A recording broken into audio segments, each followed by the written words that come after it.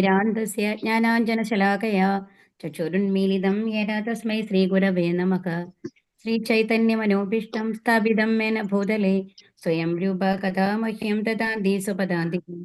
वन्देऽहं श्रीगुरो श्रीयुधपदकमलं श्रीगुरुं वैष्णवांश्च श्रीरूपं साग्रजातं सगणरघुनाथान्वितं तं सजीवं सा अद्वैतं सावधूतं परिजनसहितं श्रीकृष्णचैतन्यदेवम् श्रीराधा कृष्णपादान् सगणललिता श्रीविशाखानिधंश्च हे कृष्णा करुणा सिन्धु दीनबन्धो जगत्पदे गोपेश गोपिकान्त राधाकान्त नमोऽस्तुते तप्त काञ्चन गौराङ्गी राधे वृन्दावनेश्वरी वृषभानुसुते देवी प्रणमामि हरिप्रिये वाञ्छाकल्पतरुभ्यश्च कृपा सिन्धुभ्येव च पतितानां पावनेभ्यो वैष्णवेभ्यो नमो नमः। नमामि विष्णुपादाय कृष्णप्रेष्ठाय भूतले श्रीमते भक्तिवेदान्तस्वामिन् इति नामिनि। नमस्ते सारस्वते देवे गौरवाणी प्रचारिणे निर्विशेष शून्यवादी पाश्चात्यदेशधारिणे नमामि विष्णुपादाय कृष्णप्रेष्ठाय भूतले श्रीमते जयपदागस्वामिन् इति नामिने नमाचार्यपादाय निधाय कृपप्रदायिने गौरकथादामदाय नगरग्रामतारिणे नारायणं नमस्कृत्य नरं चैव नरोत्तमं देवीं सरस्वतीं व्यासं ततो जयमुदीरयत् नष्टप्रायेषु भद्रेषु नित्यं भागवत सेवया भगवतीर्उत्तमश्लोके भक्तिर्भवति नैष्टिकी। जय श्रीकृष्ण चैतन्य प्रभो नित्यानंद श्री अद्वैत गदाधर श्रीवासादि गौरभक्तवृंद हरे कृष्ण कृष्ण कृष्ण हरे हरे हरे राम राम राम हरे हरे ഹരേ കൃഷ്ണ. എല്ലാവർക്കും പ്രണാമം. അപ്പൊ ഇതിനു മുമ്പത്തെ ശ്ലോകം എന്താണ് പറഞ്ഞത്? എന്തായിരുന്നു പരീക്ഷ മഹാരാജാവിന്റെ ചോദ്യം? നമ്മളുടെ ജീവിതത്തിന്റെ എല്ലാ ഘട്ടങ്ങളിലും നമ്മൾ എന്താണ് യഥാർത്ഥത്തിൽ ചെയ്യേണ്ടത്? ഒരു കുടുംബത്തില് എന്താണ് മരണം അടുക്കുന്ന വേളയിൽ എന്താണ് അല്ലെ? അപ്പൊ ഇതിനു മുമ്പത്തെ ശ്ലോകത്തിൽ നമ്മളോട് എന്താ പറഞ്ഞത്? ഭഗവാനെ പറ്റി കേൾക്കണം, ശ്രവണം കീർത്തനം എന്നാണ് പറഞ്ഞത് അല്ലെ? അതുപോലെ തന്നെ അവസാനത്തെ ഭാഗം എന്താണ്? പ്രകീർത്തിക്കണം. ഒരു ഭക്തന്മാർ സംഘത്തിൽ ഉണ്ടാവണം, നമ്മൾ ഭഗവാനെ കുറിച്ച് കേൾക്കണം. ആ കേട്ട കാര്യങ്ങളൊക്കെ എന്ത് ചെയ്യണം? മറ്റുള്ളവർക്ക് പകർന്നു നൽകണം എന്നുള്ളതാണ് ഇതൊരു പ്രോസസ് ആയിട്ട് പറഞ്ഞത് അല്ലെ? ഭഗവത് ശ്രവണ കീർത്തനങ്ങളിലൂടെ ഒരുവന്റെ എല്ലാ പ്രവൃത്തികളും ആത്മീയവൽക്കരിക്കപ്പെടുന്നു എന്നുള്ളതാണ്. ആ ഭൗതിക തലത്തിൽ നിന്ന് ആത്മീയ തലത്തിലേക്ക് ഉയരാനായിട്ട് അത് സഹായിക്കും എന്നുള്ളതാണ് ഇതിനു മുമ്പത്തെ ശ്ലോകത്തിൽ പറഞ്ഞത്. ഇനി അടുത്ത ശ്ലോകം എന്താണ് പറയണേന്ന് നോക്കാം. ഓം നമോ ഭഗവതേ വാസുദേവായ, ഓം നമോ ഭഗവതേ വാസുദേവായ, ഓം നമോ ഭഗവതേ വാസുദേവായ. വളരെ ഇമ്പോർട്ടന്റ് ആയിട്ടുള്ള ശ്ലോകങ്ങളാണ് കേട്ടോ ഇത്. ഓം നമോ ഭഗവതേ വാസുദേവായ, ഓം നമോ ഭഗവതേ വാസുദേവായ, ഓം നമോ ഭഗവതേ വാസുദേവായ. ഏതാവാൻ സാഖ്യയോഗാഭ്യാം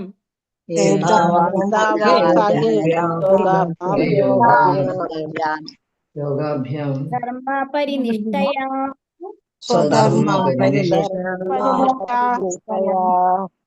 ജന്മലാഭ പരപുംസാം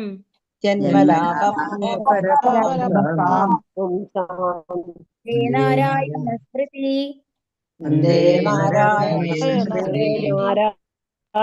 സ്മൃതി. ഹരേ കൃഷ്ണ. ഏതാവാൻ ഇവയെല്ലാം സാഖ്യ ദ്രവ്യത്തെയും ആത്മാവിനെയും കുറിച്ചുള്ള പരിപൂർണ ജ്ഞാനം, യോഗാഭ്യാം യോഗശക്തികളെ കുറിച്ചുള്ള ജ്ഞാനം, സ്വധർമ്മ സവിശേഷമായ നിയുക്ത കർമ്മം, പരിനിഷ്ഠയ പൂർണമായ ജ്ഞാനത്താൽ, ജന്മ ജന്മം, ലാഭക ലാഭം, പരഹ പരമമായത്, പുംസാം ഒരു വ്യക്തിയുടെ, അന്തേ നാരായണ പരമദിവ്യോത്തമ പുരുഷൻ, പ്രതിഹി മരണം. ഹരേ കൃഷ്ണ. ദയവ് ചെയ്ത് നിങ്ങൾ മ്യൂട്ടിലിരിക്കാൻ ശ്രമിക്കണം സ്വയം. കാരണം എന്താണെന്നുണ്ടെങ്കിൽ നിങ്ങളുടെ സംസാരിക്കുന്ന കാര്യങ്ങൾ ചിലപ്പോൾ നിങ്ങൾ അൺമ്യൂട്ടിലാണ് എന്നുള്ളത് മറന്നു പോവും. ആ ഒരു എന്തെങ്കിലും ഒരു പ്രത്യേക സാഹചര്യങ്ങൾ വരുമ്പോൾ നമ്മൾ സംസാരിച്ചു പോവും. അത് പക്ഷേ ഒരു ലൈവ് നമ്മളുടെ ക്ലാസ് ആണ്. അപ്പം ആ ഒരു ഡിസ്റ്റർബൻസ് ആയിട്ട് അത് എല്ലാവരും കേൾക്കും എന്നുള്ളത് മനസ്സിലാക്കണം. നമ്മളുടെ കാര്യങ്ങൾ നമ്മൾ മാത്രം അറിഞ്ഞാൽ പോരെ എന്നുള്ളത് ആലോചിക്കുക കേട്ടോ. ഒന്ന് ശ്രദ്ധിക്കുക നിങ്ങൾ. ഹരേ കൃഷ്ണ. വിവർത്തനം. ശ്രീല പ്രഭുപാദയ്ക്ക് ജയ്. ദ്രവ്യത്തെയും ആത്മാവിനെയും സംബന്ധിച്ചുള്ള സമഗ്ര ജ്ഞാനം പ്രാപ്തമാക്കിയും നിഗൂഢമായ യോഗശക്തികൾ പരിശീലിച്ചും സ്വധർമ്മം അനുഷ്ഠിച്ചും അഥവാ നിയുക്ത കർമ്മം പരിപൂർണമായി നിറവേറ്റിയും മാനവ ജീവിതത്തിന്റെ പരമമായ പരിപൂർണത പ്രാപ്തമാക്കുന്നത് ജീവിതാന്ത്യത്തിൽ പരമദിവ്യോത്തമ പുരുഷനെ സ്മരിക്കുന്നതിന് വേണ്ടിയാണ്. വളരെ ഇമ്പോർട്ടന്റ് ആയിട്ടുള്ള ശ്ലോകമാണ്. നമ്മൾക്ക് അൾട്ടിമേറ്റ് ആയിട്ട് ആരാണ്? ശുകദേവ് ഗോസ്വാമി പറയുകയാണ് എന്താണ് ദ്രവ്യത്തെയും ആത്മാവിനെയും സംബന്ധിച്ചുള്ള സമഗ്ര ജ്ഞാനം പ്രാപ്തമാക്കുക. അപ്പൊ പലതരത്തിലുള്ള ആൾക്കാരുണ്ട് അല്ലെ നമ്മളുടെ ഈ ലോകത്തില്. അതായത് ഇപ്പൊ കുറെ ആൾക്കാർ വന്നു കഴിഞ്ഞിട്ട് എന്തിലായിരിക്കും ശ്രദ്ധിക്കുന്നുണ്ടായിരിക്കുക, എല്ലാ ജ്ഞാനവും, അതായത് വേദങ്ങളെ കുറിച്ചുള്ള ജ്ഞാനം ഉണ്ടാവണം. ഇപ്പൊ സാഖ്യ എന്നുള്ളതാണ് ഇവിടെ പറയുന്നത് അല്ലെ. ആദ്യത്തെ വരി നോക്കൂ, ഏതാവാൻ സാഖ്യ യോഗാഭ്യാം എന്നാണ് പറയുന്നത്. സാഖ്യ എന്ന് പറഞ്ഞാൽ എന്താണ്? നമ്മൾ പഠിച്ചിട്ടുണ്ട് ഭഗവത്ഗീത 2-ാമത്തെ അധ്യായത്തില്. കപിലമുനിയാണ് സാഖ്യയോഗം പറഞ്ഞു കൊടുത്തത് അമ്മ ദേവഹൂതിക്ക് എന്നുള്ളത് നമ്മൾ പഠിച്ചിട്ടുണ്ട് അല്ലെ. അപ്പൊ സാഖ്യയോഗം എന്ന് പറയുന്നത് നമ്മൾ ആരാണ് എന്ന ചോദ്യത്തിന്റെ ഉത്തരാണ്. അത് അന്വേഷിക്കലാണ്. അതായത് നമ്മളുടെ പഞ്ചഭൂത നിർമ്മിതമായിട്ടുള്ള ഒരു ശരീരത്തിന്റെ ഉള്ളില് ഭഗവാന്റെ അംശമായിട്ടുള്ള ഒരു ആത്മാവാണ് നമ്മൾ എന്നുള്ള ആ അറിവുണ്ടല്ലോ. നമ്മൾ ഈ ശരീരമല്ല, ആത്മാവാണ്. നമ്മുടെ ശരീരം എന്ന് പറയുന്നത് 2 ഘടകങ്ങളുണ്ട്. സ്ഥൂല ശരീരമുണ്ട്, സൂക്ഷ്മ ശരീരമുണ്ട്. പഞ്ചഭൂതങ്ങൾ ഏതൊക്കെയാണെന്ന് നമ്മൾ പറയേണ്ട ആവശ്യമില്ല അല്ലെ. ഏതൊക്കെയാണ്? വായു, ജലം, ഭൂമി, അഗ്നി, അഗ്നി, ആകാശം. ആകാശം, ഭൂമി എന്നുള്ളതാണ്. അപ്പൊ ഇതെല്ലാം ചേർന്നതാണ് നമ്മുടെ ശരീരം എന്നുള്ളതൊക്കെ നമ്മൾ പഠിച്ചു. പിന്നെ നമ്മുടെ സൂക്ഷ്മ ശരീരം എന്ന് പറയുന്നത് എന്താണ്? അഹങ്കാരം ഉണ്ട് അല്ലേ. പിന്നെ ബുദ്ധി. ഇത് 3 കാര്യങ്ങളും ആണ് സൂക്ഷ്മ ശരീരത്തിലുള്ളത്. ഇതൊക്കെ ഉണ്ടല്ലോ. അപ്പം അതിൽ നിന്ന് വേർതിരിച്ച ആത്മാവാണ് നമ്മൾ. ഇതെല്ലാം അപ്പൊ ഇതിനെ കുറിച്ചുള്ള സ്റ്റഡി പൂർണ്ണമായിട്ടും എന്താണ് എന്നുള്ളതൊക്കെ പഠിക്കുന്ന ആൾക്കാരാണ് സാഖ്യ യോഗത്തില് മുഴുകുന്ന ആൾക്കാര് എന്ന് പറയുന്നത്. അപ്പൊ അതിനെക്കുറിച്ചുള്ള പരിപൂർണ്ണ ജ്ഞാനികളാണെന്ന് വിചാരിച്ചോളൂ. അങ്ങനെ ഒരു കൂട്ടർ ആൾക്കാരുണ്ട്. ഇനി വേറൊരു കൂട്ടർ ആൾക്കാർ എങ്ങനെയാ ഉണ്ടാവുക? നിഗൂഢമായ യോഗശക്തികൾ പരിശീലിച്ച്. അപ്പൊ അവരെന്തിനാണ് ശ്രമിക്കുന്നത് എന്നുണ്ടെങ്കിൽ എവിടെ വേണമെങ്കിലും നമുക്ക് പോകാം, പറന്നു പോകാനായിട്ട് നമുക്ക് സാധിക്കും. അതല്ലാന്നുണ്ടെങ്കിൽ നമ്മളെ ഇൻവിസിബിൾ ആക്കാനായിട്ട് സാധിക്കും. ഗന്ധർവന്മാർക്ക് ആ കഴിവുള്ളത് കൊണ്ടാണല്ലോ ദുര്യോധനനെ പിടിച്ചു കെട്ടിനായിട്ട് അവർക്ക് സാധിച്ചത്, ഗന്ധർവന്മാർക്ക് സാധിച്ചത്. ആ കഥയുടെ ഡീപ്പായിട്ടുള്ള അംശങ്ങളിലേക്ക് നമ്മൾ പോകുന്നില്ല. എന്നിട്ടാണ് അർജുനൻ വന്നിട്ട് രക്ഷിക്കുന്നത്. അതുകൊണ്ടാണ് ആ 5 അസ്ത്രങ്ങള് ആർക്ക്? ദുര്യോധനന് തിരിച്ചു കൊടുക്കേണ്ടി വന്നത് കുരുക്ഷേത്ര യുദ്ധസമയത്ത്. അന്ന് ദുര്യോധനൻ പ്രോമിസ് ചെയ്തതാണ് അർജുനന് ആവശ്യം വരുമ്പോ എന്ത് ചോദിച്ചാലും ചെയ്തു കൊടുക്കാം എന്നുള്ളത്. അപ്പൊ അങ്ങനെ ഒരു കടപ്പാടിന്റെ പുറത്താണ് ഭീഷ്മദേവര് വെച്ചിരുന്ന 5 അസ്ത്രങ്ങൾ, പാണ്ഡവരെ കൊല്ലാൻ വെച്ചിരുന്ന 5 അസ്ത്രങ്ങള് ദുര്യോധനൻ ചോദിച്ചു വാങ്ങുകയാണ് ചെയ്യുന്നത് അല്ലെ. ഞാൻ സൂക്ഷിച്ചോളാം, നാളെ രാവിലെ കൊണ്ടുവന്ന് തരാമെന്ന് പറഞ്ഞിട്ട്. ഇതറിഞ്ഞ് ഭഗവാനാണ് അർജുനനെ പറഞ്ഞിരിക്കുന്നത്, ആ അസ്ത്രങ്ങൾ വാങ്ങിയിട്ട് വരൂ അർജുന, അല്ലെങ്കിൽ നാളെ നിങ്ങൾ പാണ്ഡവരുണ്ടാവില്ല എന്ന് പറഞ്ഞുകൊണ്ട്. എന്നിട്ട് ഈ ഒരു ഇത് ആ സമയത്ത് ഉപയോഗിക്കുകയാണ് ചെയ്യുന്നത്. അപ്പൊ ഒന്ന് ആലോചിച്ച് നോക്കൂ, ഭഗവാനെ കുറിച്ച് ചിന്തിക്കുമ്പോൾ എല്ലാം എത്ര പ്ലാൻ ചെയ്തിട്ടാണ് അല്ലെ. അത്തരം ഒരു സന്ദർഭം അർജുനനെ കൊണ്ട് ഒരു കടപ്പാട് ഉണ്ടാക്കിച്ചിട്ടുണ്ട് ദുര്യോധനന് ഓൾറെഡി. എന്നുവെച്ചാൽ തിരിച്ചു കൊടുക്കണം എന്നുള്ള ലെവലില്. അതുപോലെ ശ്രീരാമന്റെ വനവാസകാലത്തിന്റെ ആ ഒരു ഇതിൽ വന്നിട്ട് കൈകേയിക്ക് വരം കൊടുത്തതാണ് അല്ലെ. ഇതെല്ലാം നടക്കേണ്ടതാണ്, ഇതെല്ലാം ഭഗവാന്റെ ലീലകളാണ്. അപ്പൊ അതിനനുസരിച്ച് മുൻകൂറെ എന്തൊക്കെ നടക്കണം എന്നുള്ളത് അതിനനുസരിച്ച് പ്ലാൻ ആയിട്ട് നടന്നിട്ടുണ്ടാവും എന്നുള്ളതാണ് നമ്മൾ മനസ്സിലാക്കേണ്ടത്. തീർച്ചയായിട്ടും പറഞ്ഞു കഴിഞ്ഞാൽ ഇത് ഭൗതിക തലത്തിലുള്ളതല്ല, ശരിക്കും പറഞ്ഞു കഴിഞ്ഞാൽ അതീന്ദ്രിയ തലത്തിലാണ് ഓരോ കാര്യങ്ങളും. പിന്നെ നമ്മൾ എന്താ മനസ്സിലാക്കേണ്ടത്? ഭഗവാന്റെ പ്ലാൻ അനുസരിച്ചാണ് എല്ലാം നടക്കുന്നത്. നമ്മൾ എന്ത് ചിന്തിച്ചാലും എന്ത് പ്രവർത്തിച്ചാലും ആ ചിന്തകൾ പോലും ആരിൽ നിന്ന് വരുന്നതാണ്? ഭഗവാൻ ത്രൂ വരുന്നതാണ്. തെറ്റ് ശരികൾ എന്നുള്ളതിനേക്കാളും മേലെ എന്നുള്ളത് നമ്മൾ മനസ്സിലാക്കണം. കാരണം നമ്മുടെ കർമ്മങ്ങൾ അനുസരിച്ച് നമ്മൾ ഒരു കൊള്ളക്കാരനാവണം എന്നുണ്ടെങ്കിൽ അതിനുള്ള സാഹചര്യങ്ങളും ആരാണ് തരിക? ഭഗവാനാണ് തരിക അല്ലെ. ആ ഒരു രീതിയിൽ നമ്മൾ ചിന്തിക്കുമ്പോഴാണ് നമ്മൾക്ക് പൂർണ്ണമായും എല്ലാം ഭഗവാന്റെ പ്ലാൻ ആണ് എന്നുള്ളത് മനസ്സിലാക്കുക. അവിടെ ഓരോന്നിനും തെറ്റ് ഏതാണ് ശരി ഏതാണ് നമുക്ക് അനലൈസ് ചെയ്യാനേ പറ്റില്ല. കാരണം ഭഗവാന്റെ ആ ഒരു ലീലകൾ എന്ന് പറയുന്നത് അതീന്ദ്രിയമായതുകൊണ്ട് തന്നെ നമ്മളുടെ ഈ എന്താണ് ഇന്ദ്രിയങ്ങൾ കൊണ്ടൊന്നും നമ്മൾക്ക് മനസ്സിലാക്കാനായിട്ട് സാധിക്കില്ല എന്നുള്ളതാണ്. അപ്പൊ കുറെ ആൾക്കാർ എന്താണ്, അപ്പൊ കുറെ ആൾക്കാര് ഞാൻ സാങ്കേയോഗം പഠിച്ച് പൂർണ്ണമായിട്ടുള്ള ശരീരത്തിനെയും ആത്മാവിനെ കുറിച്ചുള്ള വിവരം ശേഖരിക്കുകയാണ്. ആൻഡ് അടുത്ത ആൾക്കാർ എന്താണ് ചെയ്യുന്നത്? നിഗൂഢ യോഗശക്തികൾ പരിശീലിച്ചു കഴിഞ്ഞിട്ട് അവർക്ക് എപ്പോ വേണമെങ്കിലും എന്താണ് ബ്രഹ്മരന്ധ്രത്തിൽ കൂടി തന്റെ പ്രാണനെ പുറത്തേക്ക് എടുക്കാൻ പറ്റും. അങ്ങനെ ഒരുപാട് യോഗസിദ്ധികൾ അല്ലെ. ഇൻവിസിബിളിനെ, അതായത് ചിലവരെന്താണ് ഈ കയ്യിൽ നിന്ന് എന്തെങ്കിലുമൊക്കെ ഉണ്ടാക്കുന്നു എന്നൊക്കെ നമുക്ക് കാണിക്കാറുണ്ട് അല്ലെ. അപ്പൊ അത്തരത്തിലുള്ള യോഗശക്തികൾ പരിശീലിച്ചിട്ടാണ് ചില ആൾക്കാരുണ്ടാവുക.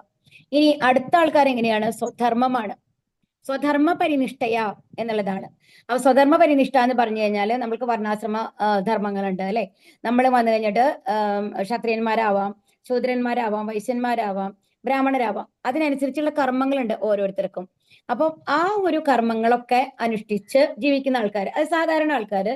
പക്ഷെ ശാസ്ത്രത്തിന് അനുസരിച്ച് ജീവിക്കുന്ന ആൾക്കാര്, ശാസ്ത്രവിധിക്ക് അനുസരിച്ച് ജീവിക്കുന്ന ആൾക്കാര്, സ്വധർമ്മം, അതാണ് സ്വധർമ്മം അനുഷ്ഠിച്ച്. ഇവര് ഒക്കെയാണെന്നുണ്ടെങ്കിലും എന്താ വേണ്ടത്? ഇവരിൽ എല്ലാവരുടെ അവസാനം എന്താണ്? നമ്മുടെ ഭൗതിക ലോകത്തിലുള്ള എല്ലാവരുടെ അവസാനം എങ്ങനെയാണ്? ഒരു മരണത്തിൽ കൂടെയാണ് അല്ലെ. സംഭവിക്കുന്നത്. അപ്പൊ പരിപൂർണത എന്ന് പറയുന്നത് ഏത് രീതിയിൽ ജീവിതം നയിച്ചു കഴിഞ്ഞാൽ സാങ്കേയോഗത്തിൽ മുഴുകി ജീവിച്ച ആൾക്കാർ, ജ്ഞാനം ആർജിച്ച ആൾക്കാരാണെങ്കിലും ശരി, യോഗസിദ്ധികൾ പ്രാപിച്ച ആൾക്കാരാണെങ്കിലും ശരി, സ്വധർമ്മം അനുഷ്ഠിച്ച് ശാസ്ത്രവിധിക്ക് അനുസരിച്ച് ജീവിക്കുന്ന ആൾക്കാരാണെങ്കിലും ശരി, അവരുടെ ജീവിതം പരിപൂർണത എത്തണമെന്നുണ്ടെങ്കിൽ എന്ത് വേണം?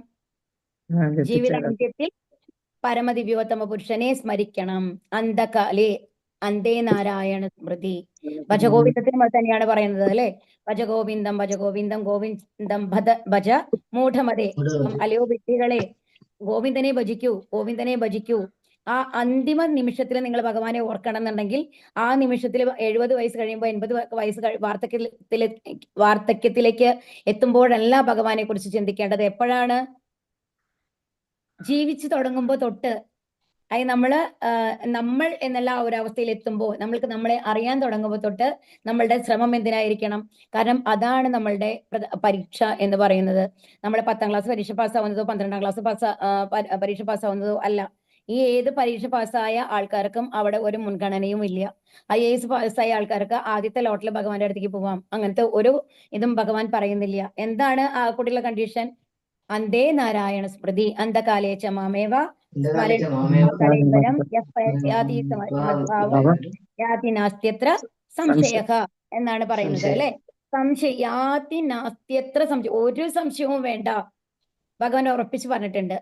അതുകൊണ്ട് തന്നെ ഈ ശ്ലോകം അത്രയും ഇമ്പോർട്ടന്റ് ആയിട്ടുള്ള ശ്ലോകമാണ്. കാരണം ഏത് രീതിയിൽ നമ്മൾ ജീവിച്ചു കഴിഞ്ഞു കഴിഞ്ഞാലും ഭഗവാന്റെ സ്മരണ ഇല്ല എന്നുണ്ടെങ്കിൽ ഭഗവത്ധാമത്തിലേക്ക് നമ്മൾക്ക് പോകാനായിട്ട് സാധിക്കില്ല എന്നുള്ളതാണ് ഇവിടെ പറയുന്നത്. അപ്പൊ അവിടെ വിദ്യാഭ്യാസ യോഗ്യതകളോ വ്യത്യസ്ത ജീവിത ക്രമങ്ങളോ അല്ല.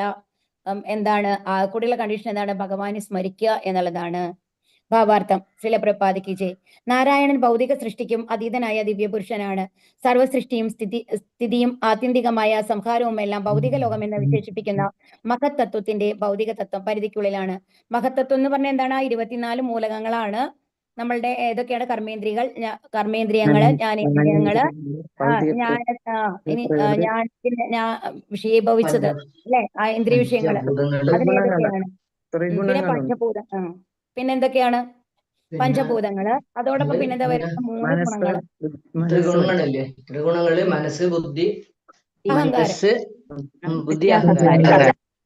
ഇതിന്റെ ഒപ്പം അവസാനം വരുന്നത് എന്താണ്? മഹത്തത്വത്തില് കാലം എന്നുള്ളൊരു ഘടകം കൂടി വരും. ഓക്കെ. അപ്പൊ അതും കൂടി ഇതെല്ലാം ചേർന്നതാണ് എന്ത്? മഹത്തത്വം എന്ന് പറയുന്നത്. അപ്പൊ ഇത് കാരണം നമ്മളുടെ ശരീരം നിർമ്മിക്കാനായിട്ട് പഞ്ചഭൂതങ്ങളെ വെച്ചു അല്ലെ. സൂക്ഷ്മ ശരീരം നിർമ്മിക്കാനായിട്ട് മനസ്സ്, ബുദ്ധി, ഇന്ദ്രിയങ്ങൾ വന്നു. അപ്പം സ്ഥൂല ശരീരം കഴിഞ്ഞ് സൂക്ഷ്മ ശരീരം വന്നു. പിന്നെ ഇനി പ്രവർത്തനം എങ്ങനെയാണ് നടക്കുന്നത്? ഈ മനസ്സുമായിട്ടുള്ള ബന്ധങ്ങളൊക്കെ വരുന്നത് കർമ്മേന്ദ്രിയങ്ങളും ജ്ഞാനേന്ദ്രിയങ്ങളും പിന്നെ അതിന് ഒബ്ജക്റ്റോ എന്നാണ് പറയുന്നത്. കാഴ്ച, ഇതൊക്കെ. അപ്പൊ ഇത് മുഖാന്തരമാണ് നമ്മൾ പ്രവർത്തിക്കുന്നത് അല്ലെ. അപ്പൊ നമ്മൾ പ്രവർത്തിക്കുന്നത് എങ്ങനെയാണെന്നുള്ളതായി കഴിഞ്ഞു, എങ്ങനെയാണ് സൃഷ്ടിച്ചത് എന്നുള്ളതായി കഴിഞ്ഞു. ഇനി അതൊപ്പം ഓരോരുത്തരും എങ്ങനെയാണ് പ്രവർത്തിക്കുന്നത് എന്ന് തീരുമാനിക്കുന്നത് എന്താണ്? നമ്മളുടെ 3 ഗുണങ്ങളാണ്. സത്വഗുണോ, രജോ ഗുണോ, ആയിട്ടുള്ള കാര്യങ്ങളാണ് അല്ലെ. അപ്പം ഈ കാര്യങ്ങളൊക്കെയാണ്, ഒരു മിനിറ്റ് കേട്ടോ, നമ്മളുടെ കാര്യങ്ങൾ തീരുമാനിക്കുന്നത് എന്താണ്, ഏതാണ് എന്നുള്ളത്. അതിന്റെ ഒപ്പം പിന്നെ എന്തുണ്ട്? ഓരോരുത്തരുടെയും ആയുസ് വ്യത്യസ്തമാണ് അല്ലെ. അപ്പൊ ആ ആയുസ് വ്യത്യസ്തമായത് കൊണ്ട് തന്നെ എന്തുണ്ടാവുന്നു? ഇതിൽ വന്നു കഴിഞ്ഞിട്ട് ഓരോരുത്തർ അതുകൊണ്ടാണ് ആ കാലം എന്നുള്ള ഫാക്ടർ അവിടെ വരുന്നത്. മനസ്സിലായോ? കാലം എന്ന് പറയുന്ന ഫാക്ടർ അവിടെ വരുമ്പോഴാണ് ഓരോരുത്തരും ഇത്ര കാലമാണ് ജീവിക്കുന്നത്. അപ്പൊ പിന്നെ ഓരോരുത്തരുടെ ഗുണങ്ങളും പ്രകൃതിയൊക്കെ തീരുമാനിക്കുന്നത് എന്താണ്? ആ സത്വഗുണം, ആ 3 പ്രകൃതി ഗുണങ്ങൾ ചേരുന്നുണ്ടല്ലോ. അപ്പൊ ഇങ്ങനെ ഇതെല്ലാമാണ് ഒരു സൃഷ്ടിയുടെ പൂർണ്ണമായിട്ടും വരുന്നത് കേട്ടോ. ഹരേ കൃഷ്ണ. അപ്പൊ നാരായണ അസ്തിത്വം, അതായത് നാരായണൻ അഥവാ പരമദിവ്യോത്തമ പുരുഷൻ നിലകൊള്ളുന്നത് മഹത്തത്വത്തിന്റെ അധികാര അതിർത്തിക്ക് ഉള്ളിലല്ല. ആകയാൽ ഭഗവാൻ നാരായണന്റെ നാമരൂപ ഗുണലീലകളൊക്കെയും ഭൗതിക ലോകത്തിന്റെ അധികാര പരിധിക്ക് അതീതമാണ്. ദ്രവ്യത്തെയും ആത്മാവിനെയും വിവേചിക്കുന്ന പ്രായോഗിക പരിജ്ഞാന ദർശനങ്ങളുടെ പ്രകൽപ്പനങ്ങളാലോ നിയാമകമായി പ്രപഞ്ചത്തിലെ ഏതെങ്കിലും ഒരു ഗ്രഹത്തിലോ അല്ലെങ്കിൽ പ്രപഞ്ചത്തിനും അപ്പുറത്തോ എത്തിച്ചേരാൻ നിഗൂഢമായ യോഗശക്തികൾ അഭ്യസിക്കുന്നതിലൂടെയോ മതാധിഷ്ഠിതമായ കർത്തവ്യ നിർവഹണത്തിലൂടെയോ ഒരുവന് പരമമായ പരിപൂർണതാവസ്ഥ പ്രാപ്തമാക്കണമെങ്കിൽ അവൻ നിരന്തരം നാരായണ സ്മൃതി ഉള്ളവനായിരിക്കണം. അപ്പൊ എന്ത് വേണം?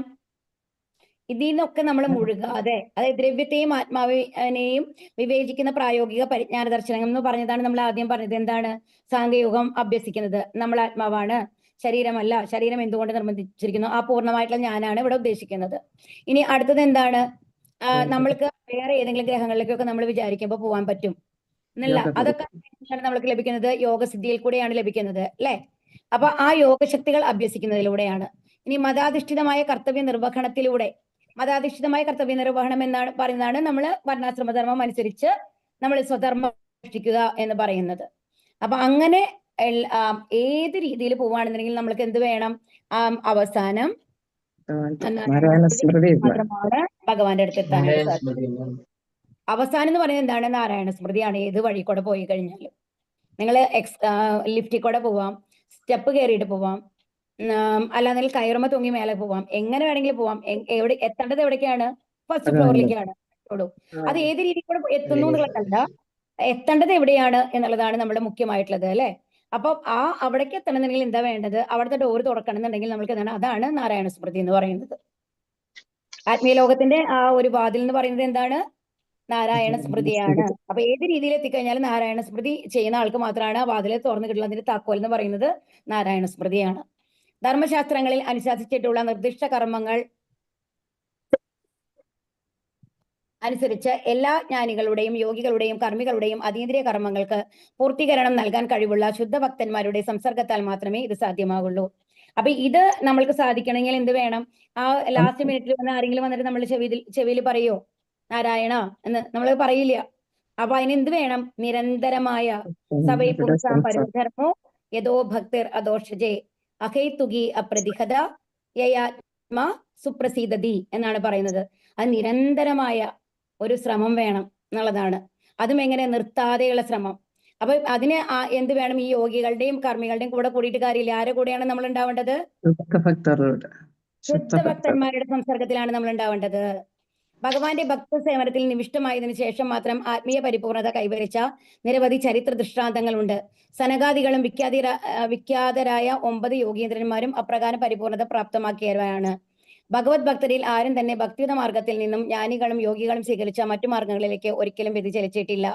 ഏവരും അവരുടെ ക്ലിപ്തമായ കർമ്മങ്ങളിൽ പരമമായ പരിപൂർണത പ്രാപ്തമാക്കുന്നതിൽ ഉത്സുകരാണ്.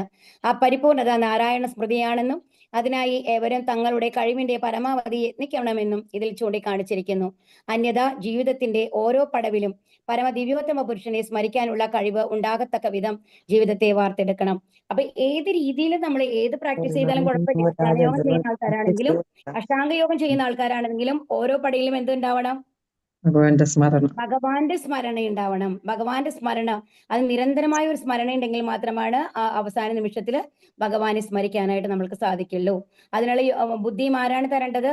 ദദാമി ബുദ്ധിയോഗം തം എന്നല്ലേ? യേശാം തത് യുക്താനാം ഭജതാം പ്രീതിപൂർവകം ദദാമി ബുദ്ധിയോഗം തം മാമുപയാന്തിതേ എന്നല്ലേ പറയുന്നത്? ഭഗവാൻ തന്നെ നമ്മൾ നിരന്തരമായിട്ട് ശ്രമിക്കുകയാണെന്നുണ്ടെങ്കിൽ ഭഗവാൻ തന്നെ ആ ബുദ്ധി നമ്മൾക്ക് തരും.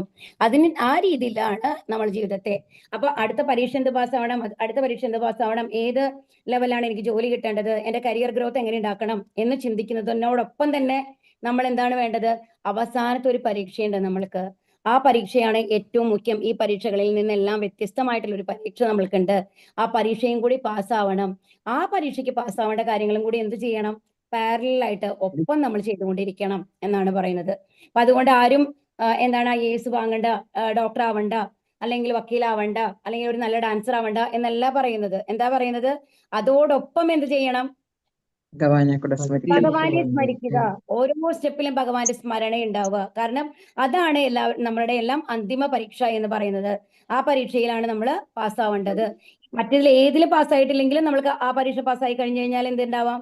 ശാശ്വതമായിട്ട് സന്തോഷം നമ്മൾക്ക് ലഭിക്കും, അല്ലേ? ഹരേ കൃഷ്ണ. ശ്ലോകം 7. ഓം നമോ ഭഗവതേ വാസുദേവായ. ഓം നമോ ഭഗവതേ വാസുദേവായ. ഓം നമോ ഭഗവതേ വാസുദേവായ. ചൊല്ലിക്കോളൂ. ഓം നമോ ഭഗവതേ വാസുദേവായ. നമോ ഭഗവതേ വാസുദേവായ. പ്രായേണ മുനയോ രാജൻ നിവൃത്താവിധിഷേധതഃ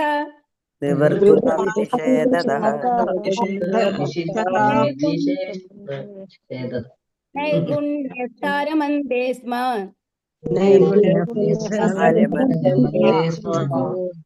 ഗുണാനുകഥനേ ഹരേ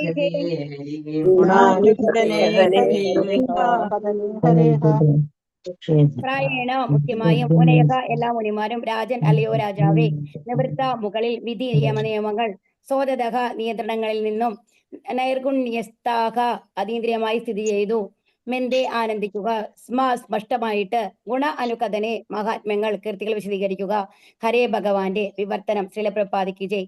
അല്ലയോ പരീക്ഷിത് മഹാരാജാവേ മുഖ്യമായും യമനിയമങ്ങൾക്കും നിയന്ത്രണങ്ങൾക്കും അതീതരായ ഉന്നത അതീന്ദ്രിയവാദികൾ ഭഗവത് മഹാത്മ്യങ്ങൾ വർണ്ണിക്കുന്നതിൽ ആനന്ദിക്കുന്നു. അപ്പൊ എന്താണ് ഇവിടെ ഇതും ഇമ്പോർട്ടന്റ് ആണ് കേട്ടോ, ഈ ശ്ലോകം എന്ന് പറയുന്നതും. അല്ലയോ എന്താ പറയുന്നത്, മുഖ്യമായും യമനിയമങ്ങൾക്കും നിയന്ത്രണങ്ങൾക്കും അതീതരായ. ഇത് ഭാവാർത്ഥത്തില് നമ്മൾക്ക് നോക്കാം എന്താണെന്നുള്ളത്. ഭാവാർത്ഥം ശ്രീലപ്രപാദിക്ക് ജയ്. ഉത്തുംഗരായ അതീന്ദ്രിയവാദികൾ മുക്താത്മാക്കളാകയാൽ യമ നിയമങ്ങളുടെ അധികാര പരിധിക്കുള്ളിലല്ല. ആത്മീയ തലങ്ങളിലേക്ക് പുരോഗമിക്കുവാൻ ആഗ്രഹിക്കുന്ന ഭക്തന് ആത്മീയാചാര്യൻ യമ നിയമങ്ങൾക്ക് വിധേയമായ മാർഗനിർദ്ദേശം നൽകുന്നു. ഔഷധങ്ങളുടെ നിയന്ത്രണങ്ങൾക്ക് വിധേയമായി ചികിത്സിക്കപ്പെടുന്ന രോഗിയോട് അദ്ദേഹത്തെ സാമ്യപ്പെടുത്താം. അതീന്ദ്രിയ ലീലകൾ വർണ്ണിക്കുന്നതിൽ മുക്താത്മാക്കളും പൊതുവെ ആനന്ദിക്കുന്നു. മേൽ പ്രസ്താവിച്ച വിധം പരമദിവ്യോത്തം പുരുഷനായ നാരായണൻ ഹരി ഭൗതിക സൃഷ്ടിക്ക് അതീതനാകയാൽ അദ്ദേഹത്തിന്റെ നാമരൂപ ഗുണലീലകൾ ഭൗതികമല്ല. പരമോന്നതരായ അതീന്ദ്രിയ ജ്ഞാനികൾ ഉത്കർഷമായ പ്രായോഗിക പരിജ്ഞാനത്താൽ ഭഗവാനെ പൂർണ്ണമായും ഗ്രഹിക്കുന്നു. ആകയാൽ അവർ ഭഗവത് ലീലകളുടെ അതീന്ദ്രിയ ഗുണങ്ങളെ സംബന്ധിക്കുന്ന സംവാദത്തിൽ ആനന്ദിക്കുന്നു. അദ്ദേഹത്തിന്റെ ആവിർഭാവവും കർമ്മങ്ങളും ദിവ്യമാണെന്ന് അതീന്ദ്രിയമാണെന്ന് സ്വയം പരമദിവ്യോത്തം പുരുഷൻ ഭഗവത്ഗീത 4:9 പ്രഖ്യാപിക്കുന്നു. ഭൗതിക ശക്തിയുടെ മായയ്ക്ക് അധീനരായ സാധാരണ മനുഷ്യർ ഭഗവാൻ നമ്മിൽ ഒരുവനെ പോലെയാണെന്ന് കരുതുന്നു. അതിനാൽ ഭഗവാന്റെ നാമം, രൂപം തുടങ്ങിയ ദിവ്യപ്രകൃതിയുടെ അതീന്ദ്രിയ സ്വഭാവത്തെ അംഗീകരിക്കാൻ അവർ വിസമ്മതിക്കുന്നു. പരമോന്നതരായ അതീന്ദ്രിയവാദികൾക്ക് ഭൗതികമായ യാതൊന്നിലും താല്പര്യമില്ല. ശ്രേഷ്ഠരായ അവർ ഭഗവത് കർമ്മങ്ങളെ സംബന്ധിക്കുന്ന കാര്യങ്ങളിൽ മാത്രം താല്പര്യം കാണിക്കുന്നത് ഭൗതിക ലോകത്തുള്ള നമ്മെ പോലെ ഒരുവനല്ല ഭഗവാൻ എന്നതിന്റെ വ്യക്തമായ തെളിവാണ്. പരമദിവ്യോത്തമ പുരുഷൻ പരമോന്നതനായ ഭഗവാൻ ഒരേ ഒരാളാണെന്നും അദ്ദേഹം ഒരേ സമയം തന്റെ നിഷ്കാമ ഭക്തരോടൊപ്പം അതീന്ദ്രിയ ലീലകളിൽ വ്യാപൃതനായിരിക്കുകയും ബലദേവന്റെ വിസ്തരണമായ പരമാത്മാവായ സർവചരാചരങ്ങളുടെയും അന്തരംഗത്തിൽ കുടികൊള്ളുകയും ചെയ്യുന്നു എന്ന് വേദസാഹിത്യങ്ങളിലും പ്രതിപാദിച്ചിരിക്കുന്നു. ആകയാൽ അതീന്ദ്രിയ സാക്ഷാത്കാരത്തിന്റെ പരമമായ പരിപൂർണത എന്നത് ഭഗവാന്റെ അതീന്ദ്രിയ ഗുണഗണങ്ങളെ കുറിച്ച് വർണ്ണിക്കുന്നതിലും ശ്രവിക്കുന്നതിലും അനുഭവിക്കുന്ന ആനന്ദമാണ്. അല്ലാതെ ഭഗവാൻ അമൂർത്തകനാണെന്ന് സമർത്ഥിക്കുന്ന അദ്വൈതവാദികൾ കാക്ഷിക്കുന്നത് പോലെ അമൂർത്തകമായ ബ്രഹ്മജ്യോതിസിൽ വിലയിക്കുന്നതല്ല. ദിവ്യനായ ഭഗവാന്റെ ഗുണവർണ്ണനങ്ങളിലൂടെയാണ് അഥവാ കീർത്തികളിലൂടെയാണ് യഥാർത്ഥമായ അതീന്ദ്രിയ ആനന്ദം അനുഭവവേദ്യമാകുന്നത്. അല്ലാതെ അദ്ദേഹത്തിന്റെ നിരാകാര ബ്രഹ്മത്തിൽ സ്ഥിതി ചെയ്യുന്നു എന്ന തോന്നലിലല്ല. എന്നാൽ ഉന്നത നിലവാരം പ്രാപിക്കാത്ത അനുദ്ധതരായ അതീന്ദ്രിയവാദികളുണ്ട്. ഭഗവാന്റെ ദിവ്യലീലകൾ വർണ്ണിക്കുന്നതിൽ അവർ ആനന്ദം അനുഭവിക്കുന്നില്ല. നേരെ മറിച്ച് ഭഗവാനിൽ ലയിച്ചു ചേരുക എന്ന ഏകലക്ഷ്യത്തോടെ അത്തരം ലീലകളെ കുറിച്ച് അവർ ഔപചാരികമായി മാത്രം ചർച്ച ചെയ്യുന്നു. അപ്പൊ ഇവിടെ എന്താ പറയുന്നത്, ഇതിൽ എന്താ പറയണെന്നുണ്ടെങ്കിൽ ആദ്യത്തെ ഭാഗം ഇമ്പോർട്ടന്റ് ആണ്. എന്താ പറയുന്നത്, യമനിയമങ്ങളുടെ പരിധിക്ക് ഉള്ളിലല്ലാത്തവർ എന്നുള്ളതാണ്. അപ്പൊ നമ്മൾ മനസ്സിലാക്കേണ്ടത് എന്താണെന്നുണ്ടെങ്കിൽ, ഇപ്പോ നമ്മള് ഒരു ഇപ്പം അവരെന്താണ് പൂർണ്ണമായും ഭഗവാനിലും ഒഴുകിയിരിക്കുന്ന ആളെ കുറിച്ച്, പരമഹംസ ലെവലുള്ള ആൾക്കാരെ കുറിച്ചിട്ടാണ് ഇവിടെ പറയുന്നത് അല്ലെ. അപ്പൊ ഒരു ആത്മീയാചാര്യനൻ തന്നെയാണെന്ന് വിചാരിച്ചോളൂ. ഇപ്പോ നമ്മൾ വന്നിട്ട് നമ്മൾക്ക് ഒരു അസുഖമുണ്ട്. ഓക്കെ, നമ്മൾക്ക് നല്ല എന്താണ് ലൂസ് മോഷൻ ആണ്, ഡയേറിയ, അങ്ങനത്തെ എന്തോ ഒരു അസുഖം നമ്മൾക്ക് ബാധിച്ചിരിക്കുന്നു വിചാരിക്കൂ. അപ്പൊ നമ്മുടെ ഡോക്ടറെ അടുത്ത് പോകുന്നു. ഒരു നല്ല ഡോക്ടറെ പോയി നമ്മൾ കാണുമ്പോൾ ആ ഡോക്ടർ വന്നു കഴിഞ്ഞിട്ട് മെഡിസിൻസ് തരും. അതോടൊപ്പം നമ്മളോട് എന്ത് പറയും, ഇന്ന സാധനങ്ങളൊന്നും കഴിക്കാൻ പാടില്ല അല്ലെ, ഇന്ന സാധനങ്ങളൊക്കെ കഴിക്കാൻ പാടും എന്ന് പറയും അല്ലെ. ഹരേ കൃഷ്ണ. അല്ലെ, നമ്മൾക്ക് പ്രത്യേകിച്ച് ഇത്തരം അസുഖങ്ങൾക്ക് വന്നിട്ട്, പനിക്കൊക്കെ ചിലപ്പോൾ കുഴപ്പമുണ്ടാവില്ല, എന്ത് വേണമെങ്കിൽ കഴിച്ചോളൂ എന്ന് പറയും. പക്ഷേ ഈ ഡയേറിയ അങ്ങനെ എന്തെങ്കിലും വന്നിട്ടുള്ള ഒരു അസുഖം, അങ്ങനത്തെ ഒരു അസുഖം വരുമ്പോൾ നമ്മൾ ഇന്ന കാലം മോര് കഴിക്കാം, അല്ലാന്നുണ്ടെങ്കിൽ പാലിന്റെ ഉൽപ്പന്നങ്ങൾ, വേറെ സാധനങ്ങളൊന്നും കഴിക്കരുത്, അതുപോലെ ഹെവി ഫുഡ് പാടില്ല, ലൈറ്റ് ആയിട്ടുള്ള ഡൈജഷൻ പറ്റുന്ന മാതിരി ലിക്വിഡ് ഫുഡാണ് കഴിക്കേണ്ടത്, ഇങ്ങനെ ഒരുപാട് നിർദ്ദേശങ്ങൾ നമ്മൾക്ക് തരും. കറക്റ്റ് അല്ലേ പറയുന്നത്? അത് കഴിഞ്ഞിട്ട് ഒരു 4-5 ദിവസം അങ്ങനെ നമ്മൾ കണ്ടിന്യൂ ചെയ്യണം എന്ന് പറയും. നമ്മളപ്പോൾ ആ ഡോക്ടറെ തീരുമാനങ്ങൾക്ക് അനുസരിച്ച് മരുന്ന് കഴിക്കും. അതിനനുസരിച്ച് ഈ ഡയറ്റൊക്കെ നമ്മൾ കറക്റ്റ് ആയിട്ട് പാലിക്കും അല്ലെ. അത് കഴിയുമ്പോൾ നമ്മുടെ അസുഖം മാറുന്നു. അസുഖം മാറി കഴിഞ്ഞിട്ട് നമ്മൾ ഡോക്ടറെ അടുത്ത് വീണ്ടും പോയി കഴിയുമ്പോൾ അസുഖം മാറി. അപ്പൊ ഡോക്ടർ പറയും ഇനി റെസ്ട്രിക്ഷൻസ് ഒന്നുമില്ല, നിങ്ങൾ നോർമൽ ആയിട്ട് ഫുഡ് കഴിച്ചോളൂ. ഇത് നോർമൽ അല്ലേ? ഹരേ കൃഷ്ണ. അതെ ഹരേ കൃഷ്ണ മാതാജി. അതെ അതെ. അതെ. ഇപ്പൊ നമ്മൾ എന്താ മനസ്സിലാക്കേണ്ടതുണ്ടെങ്കിൽ നമ്മളോട് പറയുന്നുണ്ട്, ഇപ്പൊ നമ്മൾക്ക് കുറെ റൂൾസ് ആൻഡ് റെഗുലേഷൻസ് തന്നിട്ടുണ്ട്. എന്താണ്? രാവിലെ ബ്രഹ്മമുഹൂർത്തത്തിൽ എണീക്കണം, നമ്മൾ മംഗളാരതി കാണുന്നു, ഭഗവാനെ ആദ്യം ദർശിക്കുന്നു, അതിനുശേഷം ഹരേ കൃഷ്ണ മന്ത്രം ജപിക്കുന്നു, അല്ലെ? അത് കഴിഞ്ഞ് യമനിയമങ്ങൾ പറയുന്നുണ്ട്. നമ്മൾക്ക് ഇന്ന ഫുഡ് നമ്മൾ കഴിക്കാൻ പാടില്ല, മാംസാഹാരം കഴിക്കാൻ പാടില്ല, അവിഹിത ബന്ധം പാടില്ല. ഇതൊക്കെ നമ്മൾക്ക് റൂൾസ് തന്നിട്ടുണ്ട്. അതൊക്കെ നമ്മളോട് പാലിക്കാനായിട്ട് പറയുന്നുണ്ട്. അതുപോലെ തന്നെ എന്താണ് നമ്മളോട് കഴിക്കാൻ പറയുന്നത്? ഭഗവാന്റെ പ്രസാദം മാത്രമാണ് കഴിക്കാൻ പാടുള്ളൂ എന്നുള്ള റൂൾസ് റെഗുലേഷൻ നമ്മൾക്ക് തരുന്നുണ്ട്. അത് എന്തുകൊണ്ടാണ്? എന്നാൽ ഇതിൽ പറയുന്നുണ്ട് ആത്മീയ തലങ്ങളിലേക്ക് ഉയർന്ന ആൾക്കാർക്ക് യമനിയമങ്ങളൊന്നും ബാധകമല്ല എന്ന്. അത് എന്തുകൊണ്ട്? ഇതാണ് നമ്മൾ മനസ്സിലാക്കേണ്ടത്. അപ്പോൾ ഒരു ലെവലിന് മേലെ പോയി കഴിഞ്ഞാൽ നമ്മൾക്ക് ഈ റൂൾസും റെഗുലേഷൻസും ഒന്നുമില്ല, എന്ത് വേണമെങ്കിൽ കഴിക്കാം, യമങ്ങളില്ല നിയമങ്ങളില്ല എന്നുള്ള ലെവലിൽ നമ്മളോട് പറയുമ്പോൾ അതിന്റെ റീസൺ നമ്മൾ മനസ്സിലാക്കേണ്ടത് ഇങ്ങനെയാണ്. കാരണം നമ്മൾക്ക് എല്ലാവർക്കും ഉള്ളത് എന്താണ്? ഭവരോഗമാണ്. കാരണം ഭൗതികതയിൽ നമ്മൾ മുഴുകി പോയിരിക്കുകയാണ്. കാമ, ക്രോധ, ലോഭ, മോഹ, മത, മത്സര്യ ഈ കാര്യങ്ങളിൽ നമ്മൾ എന്താണ്? മുഴുകിപ്പോയിരിക്കുന്നു, അല്ലെ? അപ്പൊ ഇത് മുഴുകിപ്പോയിരിക്കുന്നത് കൊണ്ട് നമ്മൾക്ക് പഥ്യം പറഞ്ഞേക്കാണ്. ഇതിൽ നിന്ന് ഈ അസുഖം നമ്മളുടെ മാറണം, അല്ലെ? അസുഖം മാറിക്കഴിഞ്ഞു കഴിഞ്ഞിട്ട് പൂർണ്ണമായും ഭഗവാനെ നമ്മളെ മുമ്പിൽ കാണുന്ന ഒരവസ്ഥയിൽ എത്തിക്കഴിഞ്ഞു കഴിഞ്ഞാല് പിന്നെ നമ്മൾക്ക് വന്നു കഴിഞ്ഞിട്ട് മറ്റേ ഈ പഥ്യത്തിന്റെ ആവശ്യമുണ്ടോ? ഹരേ കൃഷ്ണ. ഇല്ല മാതാജി. ഇല്ല. അപ്പൊ അതുകൊണ്ടാണ് ആ ലെവല് ഭഗവാനെ മുഖാമുഖം കണ്ട് ഭഗവാനെ പൂർണ്ണമായും അറിയുന്ന അവസ്ഥയിൽ എത്തിക്കഴിഞ്ഞു കഴിഞ്ഞാല് പിന്നെ നമ്മുടെ അടുത്ത പടി എന്ന് പറയുന്നതാണ് പിന്നെ നമ്മൾക്ക് വിരക്തിയാണ്. ഈ ഭൗതിക ഒരു കാര്യങ്ങളോട് നമ്മൾക്ക് താല്പര്യം ഉണ്ടാവില്ല. പിന്നെ നമ്മളുടെ സ്ഥാനം എന്ന് പറയുന്നത് ആത്മീയ ലോകത്താണ് നമ്മുടെ സ്ഥാനം. വിശുദ്ധ സത്യത്തിൽ എത്തിക്കഴിഞ്ഞാല് ഈ മൂന്ന് ഗുണങ്ങളാണ് നമ്മുടെ രോഗം എന്ന് പറയുന്നത്. ഈ മൂന്ന് ഗുണത്തിൽ മേലെ നമ്മൾ പോയി കഴിഞ്ഞു കഴിഞ്ഞാല് പിന്നെ നമ്മൾ യമനിയമങ്ങളോ പിന്നെ നമ്മൾ ബിരിയാണിയാണോ കഴിക്കുന്നത് അതല്ല തൈര് ചോറാണോ കഴിക്കുന്നത് എന്നുള്ള വ്യത്യാസം നമ്മൾക്ക് അറിയില്ല. കാരണം നമ്മൾ വിശപ്പിന് വേണ്ടിയിട്ട് ഭക്ഷണം കഴിക്കുന്നു എന്നുള്ള ലെവലിലേക്ക് നമ്മുടെ മനസ്സ് മാറിയിട്ടുണ്ടാവും. അതുപോലെ നമ്മൾ ചൂടത്താണോ നിൽക്കുന്നത് തണുപ്പത്താണോ നിൽക്കുന്നത് നമ്മൾ അറിയില്ല. കാരണം രണ്ടും തുല്യമായിട്ട് നമ്മൾക്ക് അനുഭവപ്പെടാൻ തുടങ്ങും. അത് അസുഖം മാറിയ അവസ്ഥയാണ്. ഈ അസുഖമുള്ള അവസ്ഥയിലാണ് ഈ രുചി നമ്മളെ ബാധിക്കുന്നത്. അതുപോലെ തന്നെ ചൂടും തണുപ്പും നമ്മളെ ബാധിക്കുന്നത്. ദേഷ്യവും സങ്കടവും നമ്മൾക്ക് ഒരുപോലെ വരുന്നത്. ഇതെല്ലാം അസുഖത്തിന്റെ ലക്ഷണങ്ങളാണ്. അപ്പൊ അസുഖം മാറിക്കഴിഞ്ഞു കഴിഞ്ഞാൽ ഇതൊന്നും ഈ യമനിയമങ്ങളൊന്നും നമ്മൾക്ക് ബാധകമല്ല. മനസ്സിലായോ? ഹരേ കൃഷ്ണ. മനസ്സിലായി. അതുകൊണ്ടാണ് പറയുന്നത് കേട്ടോ. അതാണ് ആദ്യത്തെ ഭാഗത്ത് പറയുന്നത്. പരമോന്നതരായ അതീന്ദ്രിയ ജ്ഞാനികൾ ഉത്കർഷമായ പ്രായോഗിക പരിജ്ഞാനത്താൽ ഭഗവാനെ പൂർണ്ണമായി ഗ്രഹിക്കുന്നു. അപ്പൊ ഭഗവാനെ പൂർണ്ണമായി അറിഞ്ഞ് നമ്മുടെ രോഗം മാറിക്കഴിഞ്ഞു കഴിഞ്ഞാല് രോഗത്തിന് ചികിത്സ ആവശ്യമുണ്ടോ? ഇല്ല, അല്ലെ? ആ ഒരു ലെവലാണ് ഉള്ളത്. അപ്പൊ ഇനി അദ്ദേഹത്തിന്റെ ആവിർഭാവവും കർമ്മങ്ങളും ദിവ്യമാണ് എന്ന്. പക്ഷെ നമ്മളെപ്പോലുള്ള ആൾക്കാർ ഭൗതികതയിൽ മുഴുകിയിരിക്കുന്ന ആൾക്കാർക്കോ അദ്ദേഹം ഭഗവാനാണെന്ന് അറിയില്ല. അതുകൊണ്ടാണ് നമ്മൾ എന്ത് വിചാരിക്കുന്നത്? നമ്മുടെ ശരീരമാണ് നമ്മളെന്ന് വിചാരിക്കുന്നത്. നമ്മുടെ ചുറ്റുമുള്ള നമ്മുടെ ബന്ധുക്കളും ബന്ധുമിത്രാദികളും ഒക്കെയാണ് നമ്മുടെ എല്ലാം നമ്മൾ വിചാരിക്കുന്നത്. അവർക്ക് നമ്മളെ ഏത് സന്ദർഭത്തിലും രക്ഷിക്കാൻ കഴിയുമെന്ന് പറയുന്നത്. ഡോക്ടർക്ക് വന്നു കഴിഞ്ഞിട്ട് തീർച്ചയായിട്ടും നമ്മളെ രക്ഷിക്കാം. അപ്പൊ അലക്സാണ്ടർ ദ ഗ്രേറ്റ്, ആ കഥ നിങ്ങളോട് ഞാൻ പറഞ്ഞിട്ടുണ്ടോ എന്ന് അറിയില്ല. അലക്സാണ്ടർ ദ ഗ്രേറ്റിന്റെ അദ്ദേഹത്തിന്റെ പ്രത്യേകത എന്തായിരുന്നത്? 3 കാര്യങ്ങളാണ് പറഞ്ഞിരുന്നത് മരിക്കുന്ന സമയത്ത്. എന്താണെന്നുണ്ടെങ്കിൽ അദ്ദേഹത്തിന്റെ ആ കോഫിൻ എന്ന് പറയുന്നത് ശവപ്പെട്ടി ഉണ്ടല്ലോ, വന്നിട്ട് അദ്ദേഹത്തെ ചികിത്സിച്ച ഡോക്ടർമാർ വേണം പിടിച്ചു കൊണ്ടുപോകാൻ എന്നുള്ളതാണ് ആദ്യത്തെ കണ്ടീഷൻ. രണ്ടാമത്തെ കണ്ടീഷൻ എന്തായിരുന്നു എന്നുണ്ടെങ്കിൽ അദ്ദേഹം സമ്പാദിച്ച ഈ അത്രയും അധികം പണമാണ് അല്ലെ, ആ പണങ്ങളൊക്കെ റോഡിൽ നമ്മൾ സാധാരണ പൂ വിതറുമല്ലോ അതുപോലെ അതിന് പകരം ഈ പണം വിതറിയിടണം എന്നുള്ളതായിരുന്നു പോകുന്ന വഴിയിലൊക്കെ. മൂന്നാമത്തത് എന്തായിരുന്നു എന്നുണ്ടെങ്കിൽ ആ ശവപ്പെട്ടിയിലൂടെ ദ്വാരങ്ങൾ ആ 2 ദ്വാരങ്ങളിലൂടെ 2 കൈകളും പുറത്തു വെക്കണം എന്നുള്ളതായിരുന്നു. കാരണം കയ്യിലൊന്നുമില്ല. ഇവിടെ വരുമ്പോൾ നമ്മൾ എന്തെങ്കിലും കൊണ്ടുവരുന്നുണ്ടോ? ഇല്ല. അതിന്റെ അർത്ഥം എന്താണ്? ആദ്യത്തേത് എന്തായിരുന്നു? ഡോക്ടർമാരാണ് വഹിക്കേണ്ടത്. എന്താ കാരണം? ഈ ഡോക്ടർമാരെ കൊണ്ട് എല്ലാ അസുഖങ്ങൾക്കും പരിഹാരം ഉണ്ടാക്കാൻ പറ്റില്ല. മരണം എന്നുള്ളത് ഡോക്ടറിന് മേലെയാണ്. ഡോക്ടർക്ക് ഒന്നും ചെയ്യാനില്ല, ഭഗവാന്റെ തീരുമാനമാണ്. അപ്പൊ അതിനും മേലെ ആരാണ്? നമ്മളുടെ ആശ്രയം ആരെ ആയിരിക്കണം?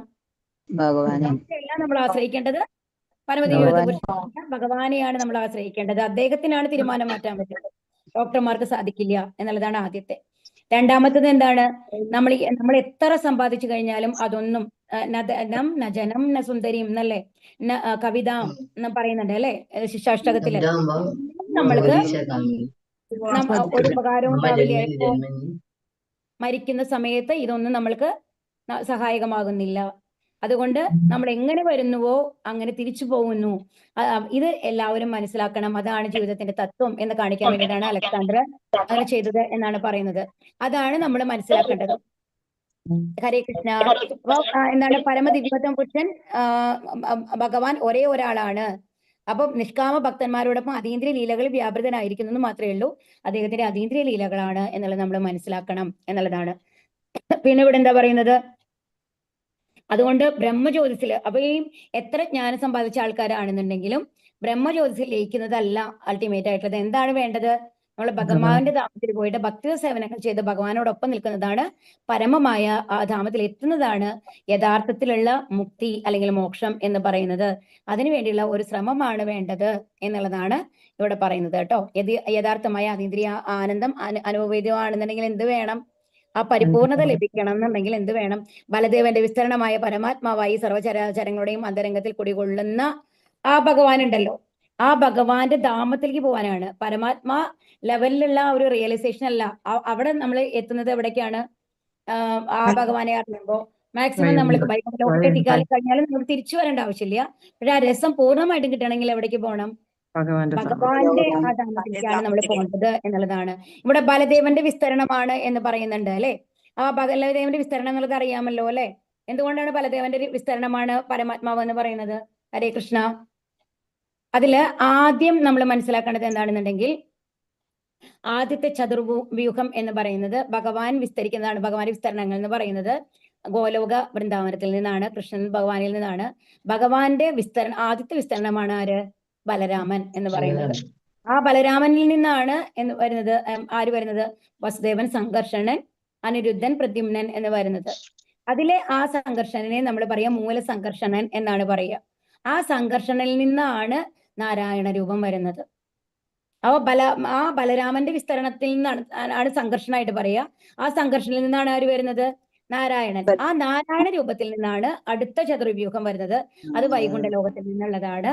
അതാണ് ആര്? ആദ്യത്തെ വസുദേവൻ. പിന്നെ ഏത് സംഘർഷനാണ് നമ്മൾ ഇവിടെ പറയാ? മഹാസംഘർഷണൻ എന്ന് പറയും. ആദ്യത്തെ മൂലസംഘർഷനാണ്, ഇത് മഹാസംഘർഷണൻ എന്ന് പറയും. അത് പ്രദ്യുമ്നൻ, അനിരുദ്ധൻ, അത് സെയിം ആണ്. ഈ മഹാസംഘർഷനിൽ നിന്നാണ് നമ്മളുടെ പുരുഷാവതാരങ്ങൾ വരുന്നത്. അപ്പം ആ പുരുഷാവതാരത്തിലെയാണ് ആര് വരുന്നത്? ക്ഷീരോദക സായി വിഷ്ണു. ക്ഷീരോദക സായി വിഷ്ണു ആണ് പരമാത്മാവായിട്ട് നമ്മുടെ ഉള്ളിലുള്ളത്. അതുകൊണ്ടാണ് ബലദേവന്റെ വിസ്തരണമായിട്ടുള്ള എന്നുള്ള പറയുന്നത്. ഹരേ കൃഷ്ണ. സമയായി അല്ലേ?